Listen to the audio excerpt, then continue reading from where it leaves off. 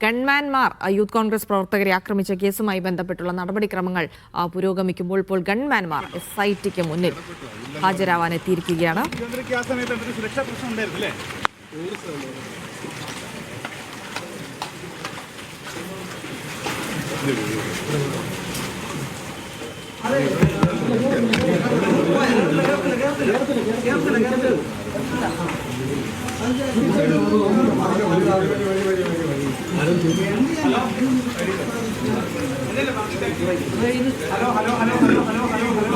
ഫൈസൽ അസീസ് വിവരങ്ങൾ നൽകും. ഫൈസൽ, ആരൊക്കെയാണ് ഇന്നിപ്പോൾ SITക്ക് മുന്നിലെത്തിയിരിക്കുന്നത്?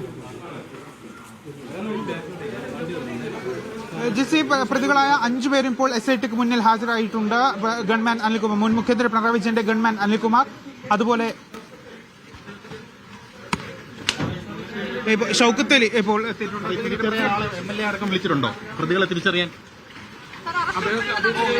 അദ്ദേഹം ഒന്നും പ്രതികരിക്കാൻ തയ്യാറായിട്ടില്ല. ഏതായാലും ചോദ്യം ചെയ്യുന്നതുമായി ബന്ധപ്പെട്ടുകൊണ്ട് അദ്ദേഹം ഇപ്പോൾ മുകളിലേക്ക് ക്രൈംബ്രാഞ്ചിന്റെ ഓഫീസിലേക്ക് പോയിരിക്കുകയാണ്. മുൻ മുഖ്യമന്ത്രി പിണറായി വിജയന്റെ ഗൺമാൻ അനിൽകുമാർ, അതുപോലെ സുരക്ഷാ ഉദ്യോഗസ്ഥനായ സന്ദീപ്, അരുൺ, വിപിൻ, ഷൈജു എന്നീ 5 പോലീസ് ഉദ്യോഗസ്ഥരും അകത്തേക്ക് കയറിയിട്ടുണ്ട്. ചോദ്യം ചെയ്യലിന് വേണ്ടി ഹാജരായിട്ടുണ്ട്. ഏതായാലും അല്പസമയത്തിനകം തന്നെ ചോദ്യം ചെയ്യൽ ആരംഭിക്കും. SIT തലവൻ എ പി ഷൗക്കത്ത് അലി ഇപ്പോൾ അല്പസമയം മുമ്പാണ് അദ്ദേഹം മുകളിലേക്ക് കയറിയത്.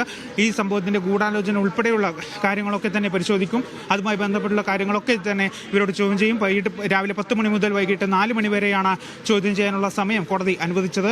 അഥവാ ഈ ചോദ്യം ചെയ്യലിനിടെ അറസ്റ്റ് രേഖപ്പെടുത്തുകയാണെങ്കിൽ ഇവരെ 1 ലക്ഷം രൂപയുടെ ബോണ്ടും അതുപോലെ ഈ 1 ലക്ഷം രൂപയുടെ ബോണ്ട് 2 ആൾ ജാമ്യത്തിനും ജാമ്യം നൽകണമെന്നാണ് കോടതി ഈ ജാമ്യ ഹർജിയിൽ മുൻകൂർ ജാമ്യ ഉത്തരവിൽ പറയുന്നത്.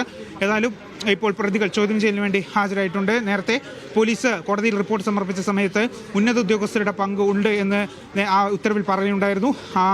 അതടക്കം പരിശോധിച്ച ശേഷമായിരിക്കും അതടക്കമുള്ള കാര്യങ്ങളൊക്കെ തന്നെയും ഈ പ്രതികളോട് ചോദിക്കാനുള്ള ഒരു സാധ്യത കൂടി ഉണ്ട്. ജിൻസി, അപ്പോൾ 5 പേർ, കേസിൽ പ്രതികളായ 5 ഗൺമാൻമാരുമാണ് ഇപ്പോൾ SITക്ക് മുന്നിൽ ചോദ്യം ചെയ്യാനായി ഹാജരായിരിക്കുന്നത്.